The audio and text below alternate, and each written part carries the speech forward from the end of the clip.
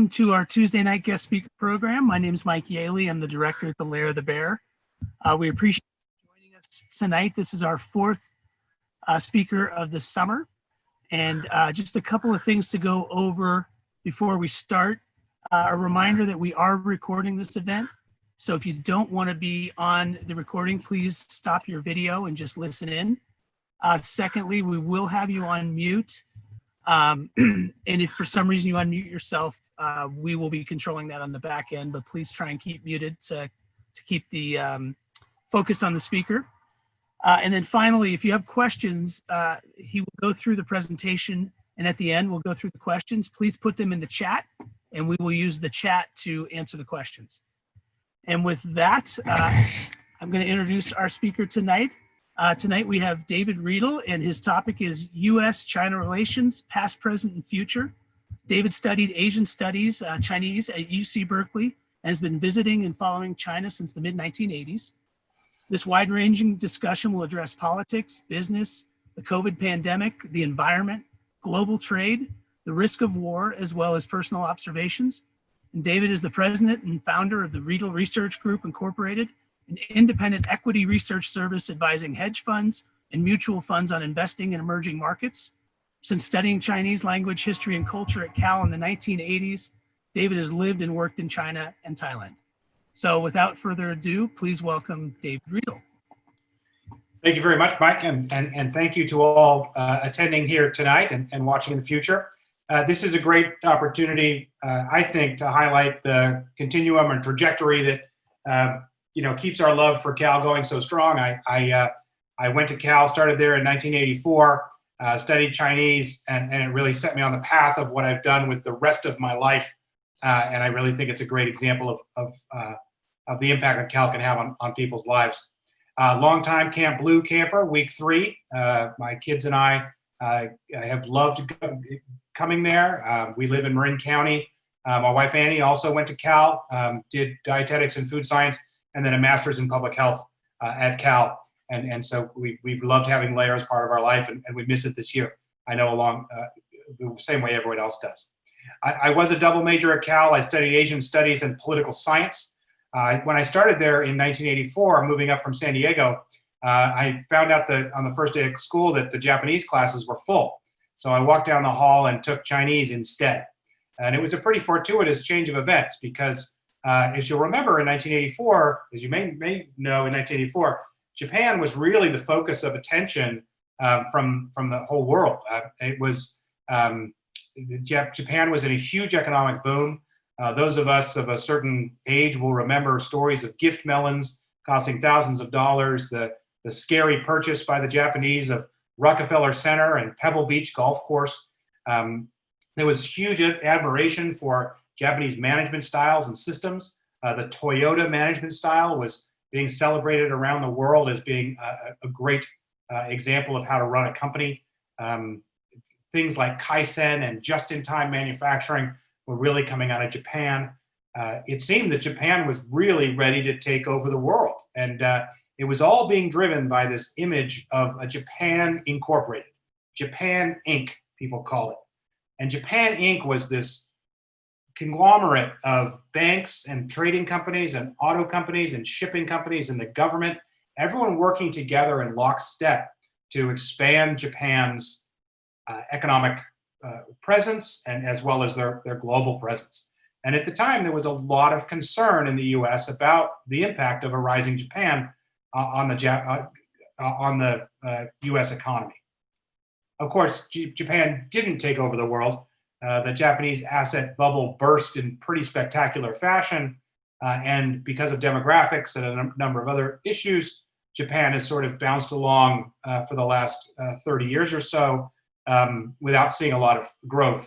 We can talk about their demographics and how that's a little bit different, but some interesting lessons for China if people want to talk about that. But now China has replaced Japan as the concern. China is now the second largest economy in the world, replacing Japan as the second largest. And I think one of the things that really is quite notable about China, and those of you who've ever have traveled there will know this to be the case. China's growth and scale is really shocking. Anyone who's been there will remember being astounded, I think, by the size and scale of everything in China. You know, starting with the population, 1.3 billion people, 19% of the global population is Chinese. So 1 out of 5 citizens of the world is a Chinese citizen. Out of the 10 largest cities in the world, 4 of them are in China. Shanghai, largest city in the world at 24 million people. Beijing, right behind it, number 2 at 21.5 million people. In fact, China, as it says here, has 160 cities that have a population over 1 million in them, and the US has 10 total.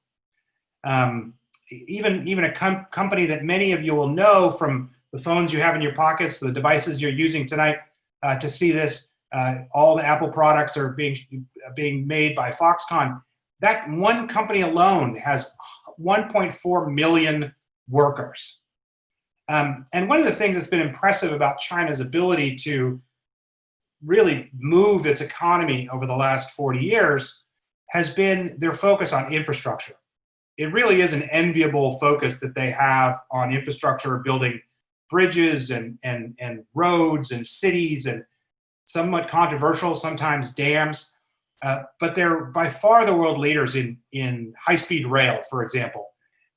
They actually have nearly 20,000 miles of high-speed rail. And for those of you here in California, you can follow the bumpy road of the high-speed rail project in California, which was hoping to build 520 miles of high-speed rail, hoping to open by 2029, and even those plans aren't happening now. So China has accomplished a lot of things being focused on building their country. And one of the things that has helped them has been unbelievably strong economic growth.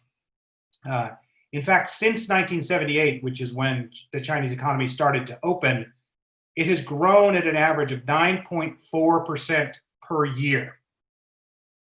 And those of you who appreciate the compounding power of that kind of interest and that kind of growth over 42 years can understand that amount of growth is really impressive.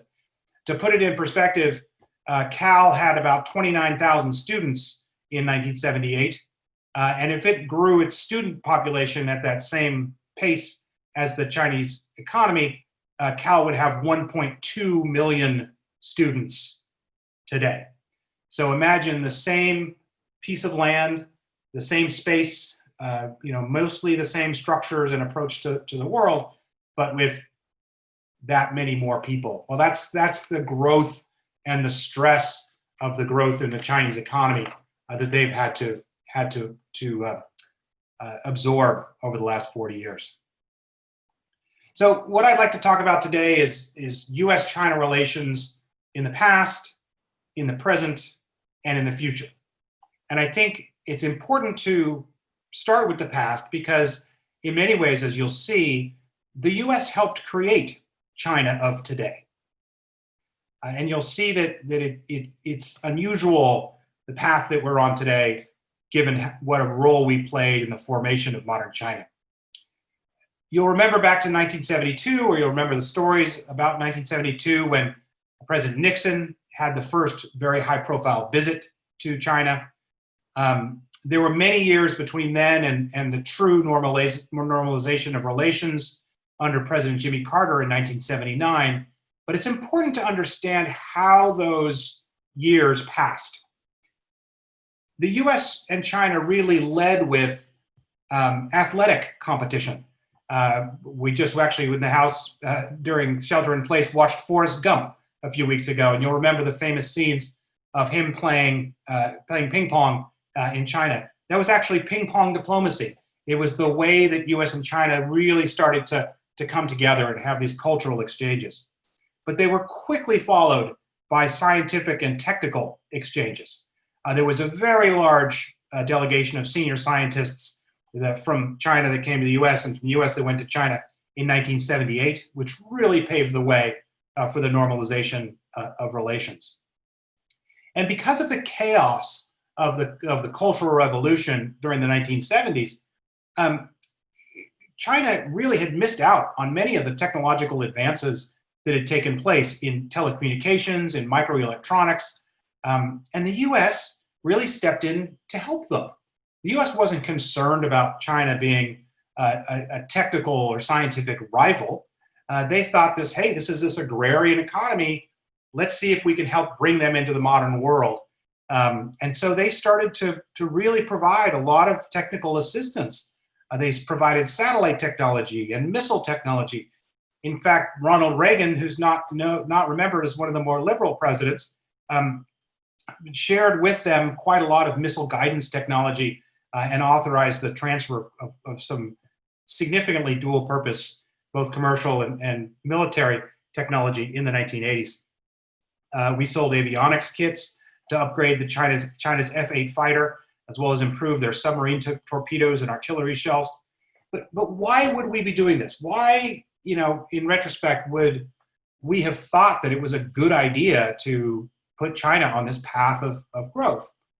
Well, if you think back to the 70s and 80s, the US had a pretty strong track record of establishing useful, helpful, productive allies in Asia. After World War II, of course, rebuilding of Japan, having in the US image in many ways, had created this very dynamic economy, this rapidly growing and suddenly profitable economy built from the ashes of the destruction of World War II, with a democratic structure, very much in the image of the US, and the same in South Korea after the Korean War. So the US thought, hey, we're 2 for 2 in creating useful or helping to support useful allies in Asia. Let's do this again. So that was the sort of the approach that informed their moving towards being so helpful to China. And if you think about it, there had been this balance that the US had been able to enjoy with its allies in Asia, where American consumption was supported by Asian labor, and American innovation was backed up by Asian manufacturing, and American debt was financed by Asian savings. And so we really thought that this was just going to be, another continuation of this. And Ronald Reagan said it, encapsulated it in a quote, viewing that trade will change the Chinese political system. So the idea was that we'll build the economy, they'll have higher expectations of social rights and civil society, perhaps democracy and growth. There's a number of reasons that didn't pan out that way. We can talk about that if people have questions about that. But I think it's important to remember the end of the 1980s, of course, ending with Tiananmen Square. George H.W. Bush was very pragmatic on China. He'd been the envoy to China in 1974 and 1975. So he sort of eased the process after Tiananmen Square. Senator Christopher Cox in 1999 highlighted the theft of intellectual property from Loral Communications and Hughes Satellite, where under a joint venture agreement, much of the satellite and communications technology had been stolen from these two companies. But the US was always willing to look the other way about these things. They always felt like it's more important to bring China along and weave it into the global fabric. In fact, the US was the one that championed China's joining the World Trade Organization in 2001. And trade accelerated rapidly. US became China's largest trading partner. China bypassed Canada as the US largest trading partner in 2015, which is quite an accomplishment from this agrarian country that we hadn't worried about as being a threat just a few short years before. So where do we find ourselves today? We had the 1980s, 1990s, even in the early 2000s with the WTO, this belief that China would become more open and democratic. And just a few years ago, China seemed to be a difficult but essential partner that could be brought into the world community and participate in a constructive way in the global in the global systems and structures. We really thought that ideological conflict was a thing of the past. China would evolve and liberalize both economically and politically. And of course, all along the way, American businesses and American governments saw China as this huge market opportunity. But today, Americans are less likely to see China as a market opportunity and more likely to see it as an existential threat. Sometimes a necessary evil, if you will, in terms of manufacturing, but really a threat. And it's funny that today an anti-China sentiment is the one thing that Charles Schumer and Donald Trump will agree on. Everyone likes to beat up on China. People differ on how to deal with it, but there is this unifying distaste for China's policies across the political spectrum. But it's important to think about where China's come from and why we find ourselves in this tension today. In 2019, US GDP, the gross domestic product, was $21 trillion, okay? 21 trillion, total size of US GDP. China was 14 trillion, which is smaller, but not by that much. And to put that in perspective, the number 3 economy in the world, Japan, was 4 trillion. So 21, 14, and then 4. Really, US and China are the only game in town when you think about very large economies today. And if you look at the economy in terms of the purchasing power parity, which is another comparison you'll hear sometime of sort of how far someone's salary goes in terms of buying the stuff of life, by many measures, China's economy is much, much larger than the US. By purchasing power parity, China's economy is 27 trillion to the US's 21.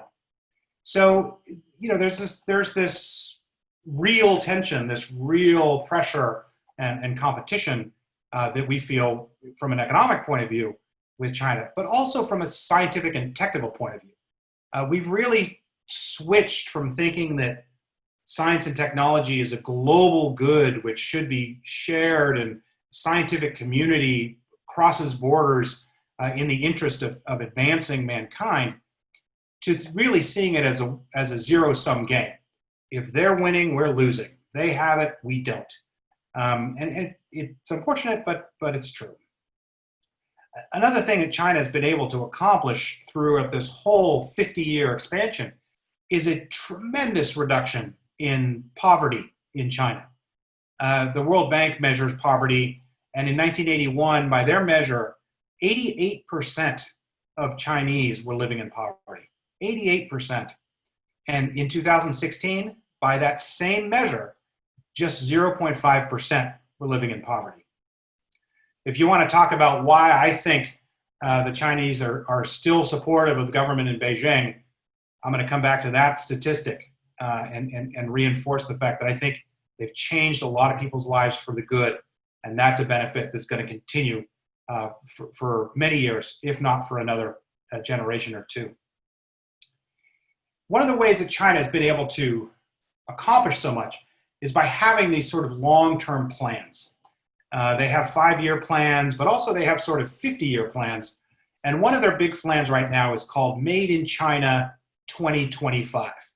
And, we've all been distracted by the pandemic and Confederate statues and all kinds of things, but China continues to plod along on these paths like Made in China 2025. And the concept of Made in China 2025 is a fairly simple one. They want to make sure that more of the value of some of their exports comes from China. Okay? So let's use an iPhone as an example. Currently, the iPhone that's in many of your pockets in purses is only 11% of the value comes from China. Now, it's an important part, clearly. The assembly, the packaging, all that stuff is important. But the screen comes from Korea, the chips come from Japan, the innovation largely comes from the US, the camera comes from somewhere else. So all those pieces come into China, get put together, and then sent out.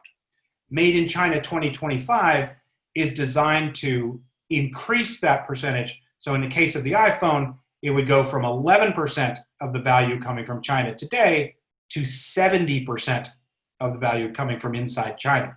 So they're encouraging factories to move there, to increase the amount of value of the value chain that comes from China. Of course, that kind of plan runs headfirst into a collision course with making China great again. But that's the reality of it, the kind of competition that the US and China find themselves in. It's easy sometimes to be critical of the political winds and issues of the day. But I would argue that our relationship with China would be chaotic no matter who was in the White House today. The approach from Washington, D.C. now is more of a personal relationship in some ways, but not really tethered to a policy or have any particular goal or aim. So I think that's that's not as constructive as it could be in terms of impacting Chinese behavior. There's focuses on trade and theft of business secrets and things, but not in a coordinated way. I think that's all a subject for another talk. Sort of this nonsensical focus on balance of trade and North Korea and things. But the question for today is, how does this all play out? What's next in the U.S.-China relationship? Well, I think that the one thing we can bet on is that you've got the largest country in the world, and you've got a rising China. And there have been many, many cases in history where that has resulted in conflict. There's a famous Greek historian, Thucydides, who wrote about this, and it's referred to as the Thucydides trap. And he talks about as how a rising power starts to rival a ruling power. Just as Athens challenged Sparta in ancient Greece, as Germany did with Britain a century ago, you have these structural stresses created by a rapid shift in the balance of power between two rivals. And I think there's two key things that Thucydides said, and this is a quote of a translation of his work. And I think it's important to think about for where we stand today. The two drivers of this dynamic of conflict are, one, the rising power's growing entitlement, sense of its importance, and demand for greater say and sway on the one hand, and the fear, insecurity, and determination to defend the status quo that this engenders in the established power on the other. I think that's important to think about in the context of how China and the US relate today. So I'll say it again.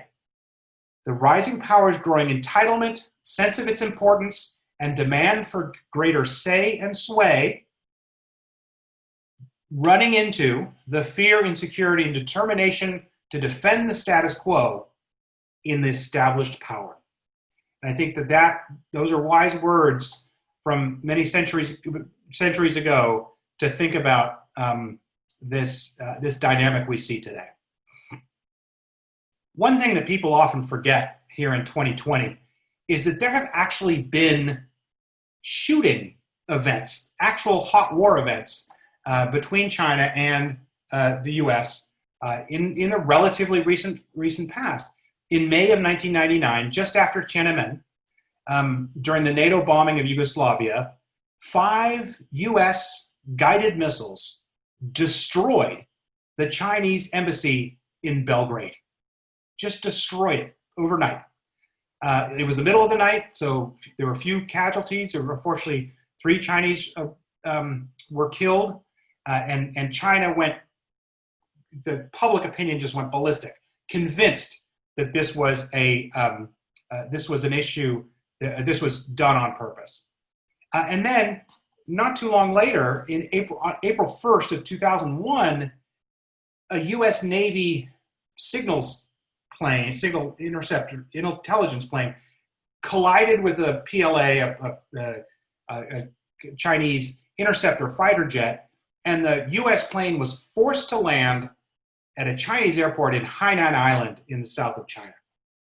That's an amazing thing to think about, that they would have a conflict that would end up with a U.S. military plane in Chinese hands. A crew of 10 was held for 10 days in Hainan, and they were finally let go. And months later, they gave the plane back to us in pieces, literally in little tiny pieces, because they'd gone through it in completely to understand everything they could about the technology that was on board that plane. Imagine if one of those things happened today in this environment of heightened stress and tensions, and perhaps fewer lines of direct communication or successful direct communication. That's a really big deal. And there are constantly reminders of how risky the situation is today. People may not be paying attention to this, but this week, there are 2 U.S. aircraft carrier strike forces in the South China Sea, which China considers its territorial waters, conducting military exercises. That's an incredibly dangerous situation that is fraught with risk of some sort of miscalculation or some accident that could lead to a true shooting war. There's been incidents between between China and India recently. There's been issues between China and the Philippines recently. They're constantly in this dangerous situation. And I would say that the South China Sea is the absolute hotspot of the world today in terms of a large, major issue beyond a regional issue in global war. And for those of you who have followed the concept of the South China Sea, you'll recognize this map as being the map of the 9-dash line. You'll see the red lines. There's 9 of them. They spell out a territorial claim that China makes, saying that these lands are all, these parcels of sea, these islands are all part of their territory. And as you can see, the line goes very close to the borders of the Philippines, one of our longtime allies, Vietnam, one of our longtime allies, Indonesia, a country that we've been close to over time, and they run roughshod over these territorial claims of these other countries, stating categorically that these are Chinese lands. And no matter what anyone says, they continue to believe that this massive and completely indefensible grab is justified. And everyone just keeps letting them do it. So there was a big court case in 2015, I think it was, where the UN ruled categorically 100% that the Philippines was right in this situation, that they had claim on these areas, and China was 100% wrong. China said, we disagree, and just continued to go executing their plan. And since 2013, China has created 3,200 acres of new space, of new land in the South China Sea that they have heavily militarized with missile batteries, airfields, their most advanced fighter jets that we helped create the avionics for back in the 80s. And they are consistently laying claim. And I'll come back to this thought of creating new facts on the ground. The Chinese have decided that while the world political powers are distracted by something else, be it the war on terror or a recession or the current pandemic, they can just continue to create new facts on the ground, and then the US just has, or whoever it is, just has to react to that. So, we've talked a little bit about the past, we've talked a little bit about the future, the present, and the future. And I think the past really has to be talked about in terms of the US trying to be friendly and sort of help bring along China. I don't know if it was completely selfless, their friendship, because they did want to create a useful ally in Asia, but that didn't really work. The present is this intense economic and I would argue global competition. And then what does the future hold for this relationship? I unfortunately feel like war is more likely than not in this situation. And I know that sort of seems like a shocking statement, but I'll remind you that World War I was completely improbable until it happened. Everyone was very surprised that World War I suddenly broke out.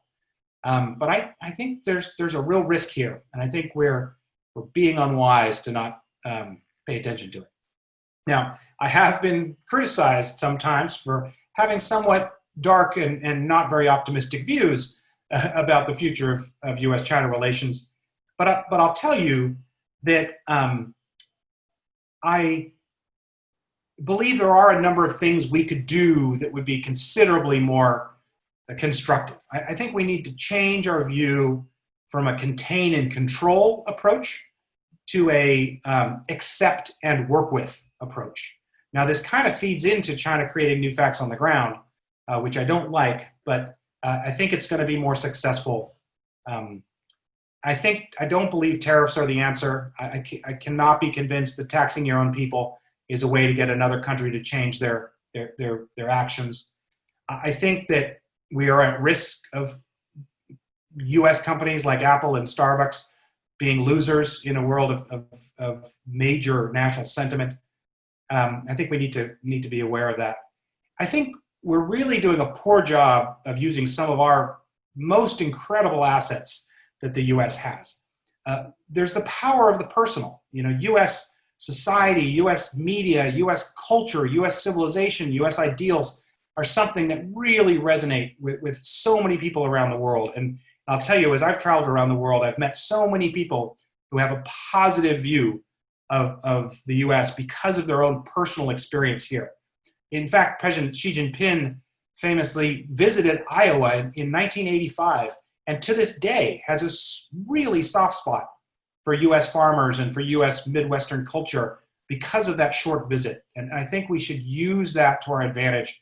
I think we need to get younger students over here as exchange students in middle school and high school and coming and spending more time here. And I think we need to have more athletic exchanges and things like that. I understand the concern about theft of corporate secrets and things from universities, but I really think we miss out on one of our greatest assets if we miss that. I think there are things we could do to prevent an accident or an issue in the South China Sea from getting out of control. And I think we should create our own new facts on the ground. I think we should work very closely with our allies in the Philippines to shift the 7th Fleet back to Subic Bay and put the U.S. Air Force back into Clark Air Force Base. I think that puts us in the heart of that area, gives us considerably more presence and intelligence about what's going on there. And I think it creates new facts on the ground that then the Chinese have to react to. I think we should be much closer to Taiwan. I think that we have been too frightened by China's insistence that we can't be nice to Taiwan and no one can be supportive of Taiwan. When we are really, we just should admit it. And then I think we do need to get closer to India and to Vietnam, because I think there's some good opportunities there for us to have better friends in the region and a better counterweight to what I think is a dangerous relationship with China. Two things of sort of current reality, and then I'll take some questions if people want to talk about it. First of all, from what I've said tonight, it is possible that on my next visit to Hong Kong, I would be arrested and extradited to mainland China for what I said, because under this new Hong Kong security law that came into effect last week, no one is allowed to undermine China, especially from the perspective of territorial sovereignty. And it's not just stuff you say and do in Hong Kong, it's anything that you've said or done around the world. Perhaps you're not going to see me in chains, but it's an extreme example. But it's under the letter of the law that could happen. I think this Hong Kong security law is an atrocious, terrible thing for Hong Kong, and I think for the aspirations of many Chinese for more freedom and opportunity. I think it's a terrible reality, but one, once again, that has been now created and the world has to react to. And then secondly, on COVID, there's been a lot of concern about COVID and where it came from. The reality is that a dense population like we have in China today, operating at such a high velocity, also connected to the global supply chain and through travel and so on and so forth, is more likely than many places to be the source of some sort of new illness. I don't believe any of the conspiracy theories about creation of it and so on and so forth. But I do think it's important to note the reaction that Beijing's having. Just last week, last Tuesday, they found 18 new cases in a town just southeast of Beijing. They immediately locked down 400,000 people for 2 weeks. One member of each family is allowed to go outside once a day to get necessary provisions. That's it. And that's the kind of strong reaction that I think you're going to see from Beijing if there's continued issues or embers of COVID or some sort of new thing. So I think we have to recognize what we've created in China. We have to recognize what the reality shows today, and we have to recognize what the future might hold. I think we have to realize that that China is part of the world that we need to work with and be part of. Let's get friends in India and around Asia. Let's stay closer to the Philippines, and let's welcome Chinese individuals in to use the soft power that the U.S. has to really build up a stronger relationship with China. I know that's a lot of information. We've got some more time for questions. I think we're going to take a look into the chat here, if I can figure that out here. And we'll hopefully take some of your questions.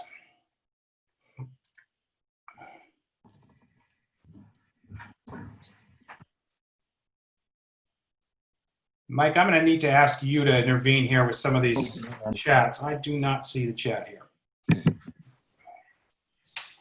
Yeah, no problem. First question in the chat is, what is the potential for conflict due to potential international infrastructure grabs by China through their Belt and Road Initiative? I think that's a great question. The Belt and Road Initiative is a significant global initiative by Beijing to expand their influence across South Asia, Central Asia, and Africa. You've really seen a lot of expenditure and focus on Chinese infrastructure going into underdeveloped countries, financed by Chinese banks, built by Chinese construction workers. I don't think it's a risk of us finding ourselves in any direct conflict with them. These infrastructure projects are usually welcomed in the countries where they are, but it's something where I think there's a missed opportunity for the U.S. to participate in some of the building of infrastructure. We have so many needs at home, it's hard to imagine doing that overseas, but it is one way that you implement a 50-year or 100-year plan to continue to grow your influence around the world. So a lot of that infrastructure is very welcomed in those countries. The financing that comes with it, even the strings that come with it are welcome. So I don't think it's going to lead to a conflict with us. It's only to the benefit of the Chinese. Very good. Okay, next question is, post-Trump / Navarro, how likely is it that the U.S. can build a coalition to oppose Chinese aggression, an acronym NOC? So I believe that the U.S. is still pining for and looking for U.S. global leadership, moral leadership, and policy leadership. I think that 4 years of that being missing is something that we can recover from. I think the best way to deal with China's economic expansionism is to get together with the Europeans, the Japanese, the Koreans, all these people that are our allies, and go as a united front and put China on a trajectory of changing their behavior with a united front, a global front. Like I said before, it does not make sense to tax your own citizens to try to get someone else to change their behavior. But it does make sense to show the Chinese that their global markets might not be as receptive in the future if they don't start following some basic rules and civilities. Very good. Next question is, how likely do you think the U.S. would be to come to the aid of various other countries in Southeast Asia if there was some sort of land grab by China? Unfortunately, they've been completely absent, and it's not just this administration. We have been asleep at the wheel, allowing China to take land from other people, including areas of economic influence that the Philippines and Vietnam and other countries could be using to the benefit of their countries. And I think that if the U.S. really showed up and stood in the way of some of these land grabs and made some pain be felt, unfortunately, China carries a much bigger weight in the region. They have closer economic ties with these countries.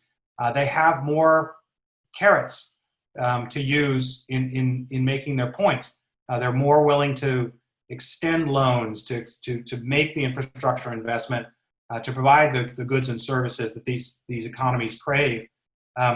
Or they're a big market for their coal or for their other products like Indonesia and so on and so forth. But the deafening silence out of Washington, D.C. over the most recent India-China border skirmish, the real lack of any sensible response to the new national security law in Hong Kong, and this continued multi-administration ignoring of the South China Sea realities has really weakened us. And I would not be surprised to understand that our allies in Asia do not consider us to be reliable allies in the event of a real, when push comes to shove in Asia. Okay, I'm going to skip around a little bit here. The next one is, what about China-India tension moving forward and India as a hot war ally? And then following up on a earlier question, can you discuss Chinese involvement in Laos, Thailand, and Myanmar? Sure. I'll take the easy one first. Laos, Myanmar, and Thailand. I lived in Thailand for many years and have a lot of friends and connections into Myanmar and have been to Laos. And I can tell you that the Chinese influence there is very strong, especially in Myanmar, where they have supported the existing administration. They have built tremendous amounts of infrastructure there. They have linked themselves through Thailand, through roads and railroads and things to northern Thailand in an impressive way. So that is a very tight web that they've created there. I think that's just going to continue to be strong. And of course, that's a sad missed opportunity for the U.S., which had such a strong relationship with Thailand for so many years, and we've squandered it over the last 20 years by not paying attention. With regard to India being a hot war ally, I think India would welcome the chance to be an ally of the United States. There's no love lost between India and China today. India has a more attractive demographic structure. China's biggest concern is that they're the fastest aging society in the world. So they really need to rely on finding ways to get younger people, but they're not going to invite them in. So that's why they're quickly shifting to robotics to replace workers. India is there, willing to be an ally, willing to be a friend. And I think with the right 10 or 15-year plan, we could have a very strong ally in India, and that would be a critical ally in the event of a hot war. I think you sort of just addressed this next question, but I'll read it. Does China face a demographic challenge due to the one-child policy that they've had for several decades? Yes, absolutely.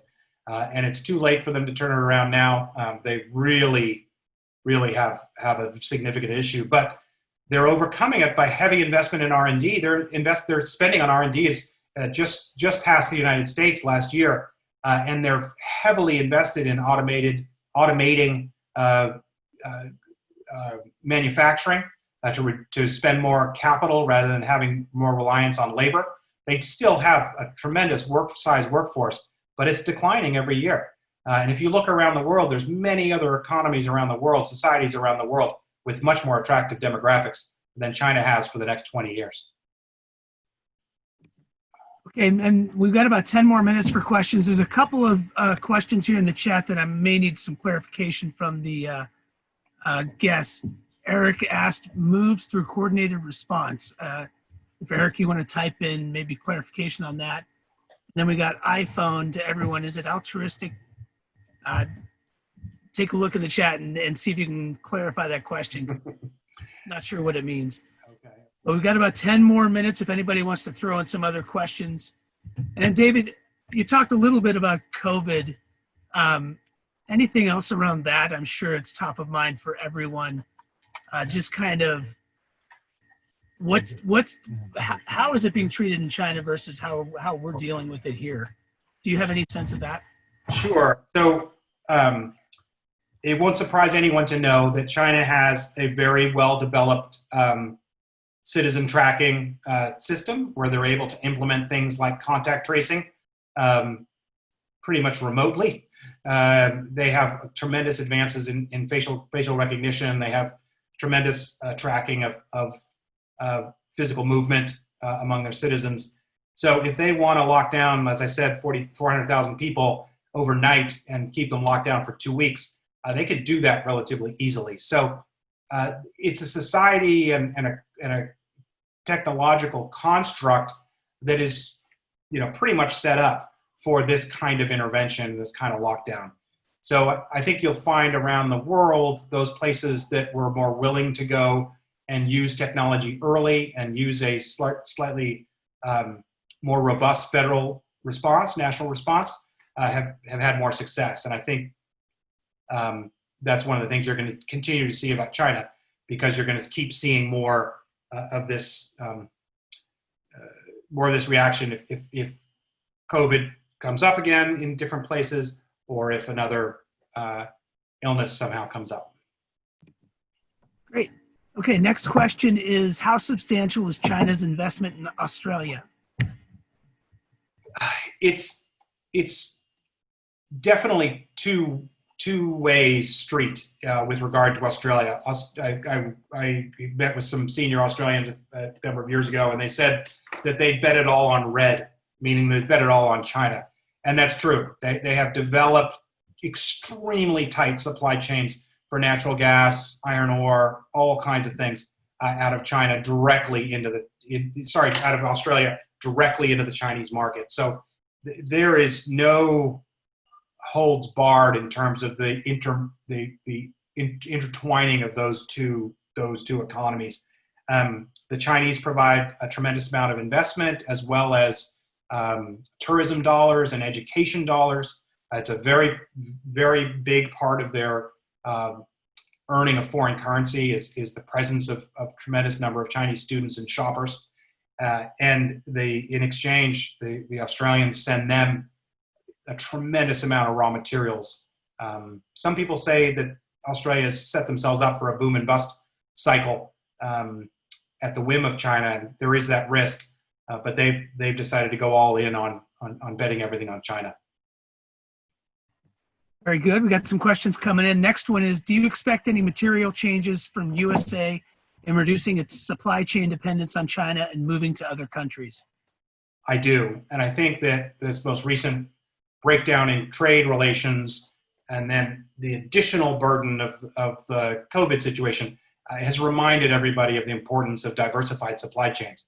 Now, I'm glad that they asked the question in the right way, because I would have had to clarify. That does not mean that I think that manufacturing jobs are going to come flooding back to the U.S. The price disparities are simply too high between U.S. manufacturing costs and costs in other countries. China's costs have risen over the last 10 or 15 years, but Bangladesh and Pakistan and Mexico and Indonesia and all kinds of other places around the world stand ready with very attractive young demographics with young workers entering the workforce, and they will provide that kind of labor and that kind of manufacturing support for many years to come. So I think you're going to see a lot of diversification of supply chain to other countries.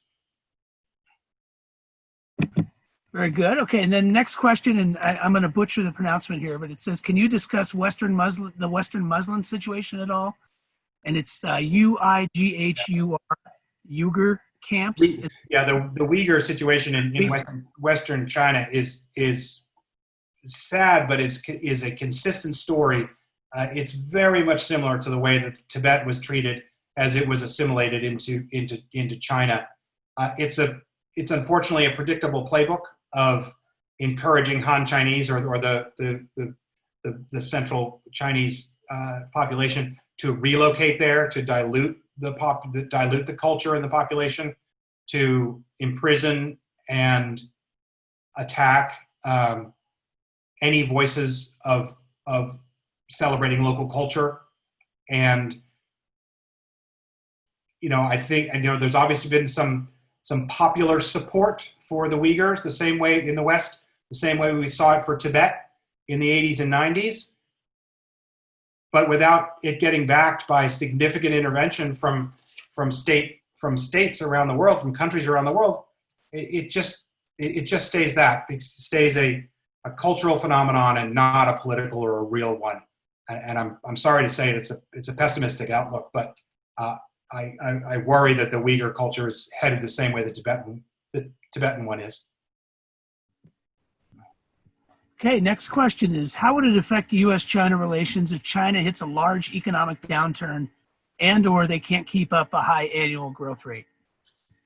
So I'll take that question in reverse. First of all, the high annual growth rate. I think there's this focus on percentage growth. The U.S. is great if it grows 3%, but the China is terrible if it only grows 6%. Those comparisons are becoming less valid as the law of large numbers catches up with China, and you cannot grow an economy of their size at 10% a year indefinitely. So mathematically, the percentage growth has to come down, and it's okay if it does, so long as they're putting enough investment into automating manufacturing and relying less on a young manufacturing workforce. In the event of a large economic downturn, China has a lot of advantages to avoid a massive downturn. They still control about 70% of the economy. I was talking to some senior people there a number of years ago about the U.S., and they said, "Oh, do you think the U.S. will nationalize the banks?" And I said, "Well, the U.S. is going to participate with the banks, but they're not going to nationalize them." And they laughed and said, "Well, we already have our banks nationalized." And that's true. We always refer to it as the Ministry of Banking because it's not a private industry. So if you needed to force people to lend to a certain part of the economy, just do it. You don't have to even tell them to do it. They just do it because you already control the bank. So when you control that many levers of the economy, there's a lot of adjustments you can make.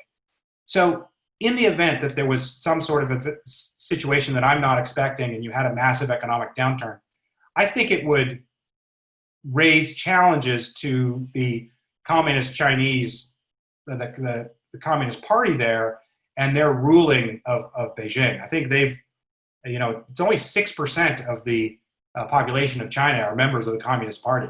So it's unbelievable, actually, that 6% has been able to rule so strongly and successfully for so long. I think a sustained economic downturn would really challenge that. I don't see it happening, but I think that would happen. Very good. Okay, so then last question in the chat here is, does China's domination in the rare earth metals market concern you? Absolutely, and it should concern everyone a lot more than it does. This is one of the biggest strategic misses of American policy that I could point to. And it's not just American policy. I mean, it's the Japanese and the Koreans and everybody. everyone relies on China for these rare earths, which are not rare. It's just they're dirty to get to. So they're willing to take the environmental hit of processing them when everyone else is not. But now that they control 90+% of the supply of these things that are absolutely required for cell phones and microphones and batteries and all kinds of things, remember I talked about the Made in China 2025 initiative? What better way to encourage people to relocate parts of the value chain inside China than to put export controls on rare earths? You can have all the rare earths you want, Beijing will say, as long as your factory is within China. So we've allowed them to create this incredible point of leverage on the US just through ignorance and just strategic misses. So it concerns me greatly. I'm surprised we don't hear more about it. And it's a huge point of leverage that Beijing has to use anytime they want. All right. Well, our timing is perfect. We're right at 1 hour. That's the end of the questions. David, anything you wanted to add at the end? No, like I said at the beginning, I love the fact that I was able to be set on this trajectory in my life as a result of a spectacular education in Asian studies in Berkeley. It's been a real pleasure being more in touch with the Cal Alumni Association and everyone through the Lair. So that's been great. We've missed it deeply this year. I think there's a lot of things that every individual can do to make sure we have a more optimistic future in our relationship with many of our allies and many of the countries around the world. I invite that curiosity for people to learn more about some of these countries, and invite the opportunity to visit them when you can, and appreciate their differences and all of our similarities as humans really striving for all the same things. So I think we just need to navigate this carefully and humanely, and I think we can be successful. Well, a huge thank you from us, David, for your time tonight. That was fascinating, and this will be recorded, posted on our website. We will link to the presentation, and you'll see David's email on the last slide there if you have any specific questions for him. And go Bears. Thank you very much, David. Go Bears. Thanks, everyone, for joining, and we'll be back here next Tuesday, so come back and see who's next. Thanks, everyone.